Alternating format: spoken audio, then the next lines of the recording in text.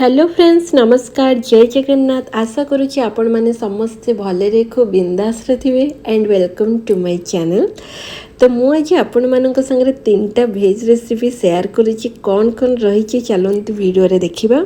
ए भेज थालीटा किपर लगुच comment section में सियोर मत जनइबे। तो चलतु आम आज फास्ट रेसिपी प्रिपेयर करवा। फास्ट रेसिपी है आमर पोई डंक राई से आमर इंग्रेडिएंट है पोई पत्र बिरी बड़ी मसला पोई डंक आलू सारू बाईगण कखारू। ए मसला आमर सोरिष मसला दरकार तापाई आमर पियाज रसुण सोरिष आउ जीरा आर भल भाव ग्राइंडिंग कर गोटे पेस्ट प्रिपेयर करवा। देन आम कढ़ई किसी ऑयल नवा से हाफ टेबल स्पून मो सुगर ऐड कली जोटा कि आमर कलर हवापाई बहुत हेल्प कर तरकारी जो ब्राउन कलर हो आम जीरा आम जो पेस्टा तैयारी करथिबा सोरिष मसला जोटा तैयारी कले आम ताकू पकेबा। देन आम turmeric red chilli powder add करबा। आपण एठी सॉल्ट भी ऐड कर परिबे। मो सॉल्ट परे ऐड करिछि। भल भाव में जिते मसला कषि होमर जो परिबा आम जहाँटा काटिकी मीडियम साइज रे कट करके रखी ताकू आम ये ऐड करवा। भल भाव में परिबा को किछि टाइम कषिबाकू दबा। देन आपण मन रखिबे परिबा ऐड कला बेले एठी डायरेक्ट सब ऐड करेंगे किंतु एठी आपण बाईगण आ बिरी बड़ी जोटा कि मुझे ऑलरेडी भाजिकी रखी ताकू ऐड करेंगे नहीं सेटा परे ऐड हम।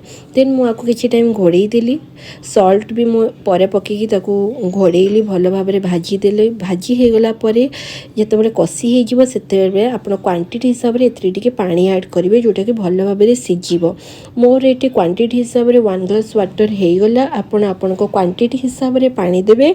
देन मुझे किसी टाइम घोड़े देली जहाँद्वारा भल भाव में सी फुटी आसो बॉयल जिते 2-3टा बॉयल आसी सारापर आपड़ जो भजा जाइए बड़ी एंड आपण बाईगण जो रखिथे ताकू आपण ये ऐड करेंगे।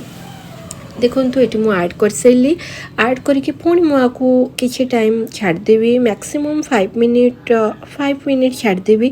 5 मिनिट पर जिते से भल भाव में पुणी बॉयल आसीज भल भाव में सीझीज परिबा गुड़िक। तापर आम ये कटा जाइथिबा पत्र को पोई पत्र को भल भाव में पूरा स्मॉल साइज रे आपण काटिदेवे ताकू ये ऐड करेंगे। देन आपको आम ऐड करवा।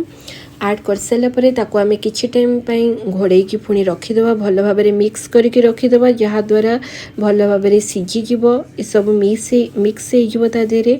देन मोर सेकेंड प्रिपेरेसन थिला सेकेंड रेसिपी थिला बेसन करी जोटा कि ऑलरेडी आप वीडियो रू जानी सारी। मोर बेसन जंत्रणीटा तो मुझे देखेनी किंतु बेसन को मु ट्रायंगल साइज रो काटिकी तार प्रिपेरेसन चलची ताकू छणा चलची। एपटे मु मझे मझे देखुची फुटी आसूची हेलानी कि नहीं। तो सेटा जिते सीझीगला भल भाव में तो मोर पोई राईटा कंप्लीट होगला मुझे काढ़ी पुणी मोर ए बेसन तरकारी प्रिपेरेसन चलची। से आमर जिंजर गार्लिक ओनियन पेस्ट तापर ये आमर मीट मसला हल्दी रेड चिली आमर गोटा मसला तेजपत्र एंड जीरा तापर सॉल्ट आप टेस्ट वाइज सॉल्ट नहीं पारे। मुझे गोटा मसला को आप डायरेक्ट पकाउे कि डायरेक्ट पकईबाटर आपड़ एमती टिके छेचिकी पकईबे तार टेस्ट आहरी भल आसो।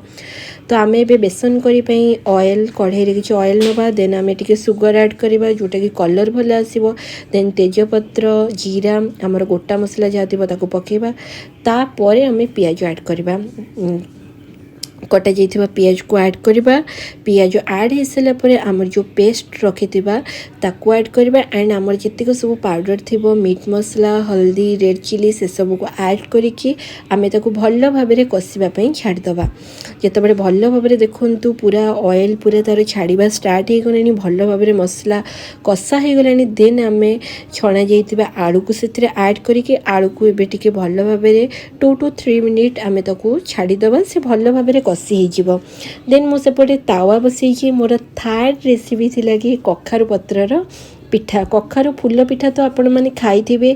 कखारू पत्र पिठा आपण केमती बनाते सेटा भी कमेंट सेक्शन में मते कहिबे। मु किपरि बनाउची सेटा मु आज शेयर करूची।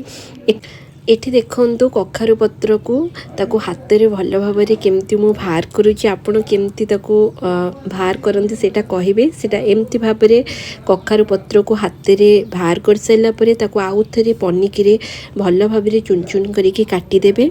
देन आमे से जो बैटरटा मु आपन को जो देखैथिली सेटा को मु किपरि भाव में प्रिपेयर करिछि ना ताकू अरुआ चाउल को मु मैक्सिमम 20 to 30 मिनिट जे आपन ताकू बतुरै देबे अरुआ चाउल को सेतरे जिंजर गार्लिक पकईकी देन से रेड चिली टर्मेरिक पाउडर ताकू पकईकी भल भाव में ग्राइंडिंग करदेवे। देन से बैटरटा आउ टिके सॉफ्ट होबापई से आमे टिके बेसन ऐड करिबा। देन बेसन ऐड कर सारा परे आमे टेस्ट वाइज सॉल्ट ऐड करिबा। देन आमे जो पत्र को जो काटिकी पनिकी जो काटिकी रखिथिबा ताकू आमे सेतिरे पकेइकी ताकू भल भाव में ऐड करिके मिक्स अप करिके ताकू 10 to 30 मिनिट सॉरी 30 मिनिट नुह 10 to 15 मिनिट आपन ताकू रखिदेबे जहाँद्वारा सेटा भल भाव में टिके मिक्स हो मसला दिक ता भितर। देन ताकू आमे एमती तावा रे ऑयल नहीं कि किपरि भाव में मु पिठा प्रिपेयर कली सेटा आप देखुथिबे स्पून साहाय्य तो यहीपरि भाव में आमे प्रिपेयर करिबा। देन दी साइड भल भाव में ऑयल लगेगी ताकू भल भाव में प्रिपेयर हो गला परे आमर कखारु फुल पिठा प्रिपेयर हो जिवो। देन एपटे आमर बेसन तरकारी पई जेतेबे आलू भल भाव में कषि गला सेतिरे मु टिके पानी दे देली। पानी दे सारा परे जेतेबे बॉयल स्टार्ट हो गला सेतिरे मु बेसन छणा बेसन ऐड कर देली। देन एठी मु गरम पाउडर ऐड करी गरम मसला तापर ताकू 2 to 3 मिनिट आमे छाड़दबा टिके बॉयल हैला परे हमर सब जिनस प्रिपेयर हो गला। देन आपण एठी लुक रो देखंतु किपरि भाव में पोई रे आ बेसन तरकारी देखा जाउची।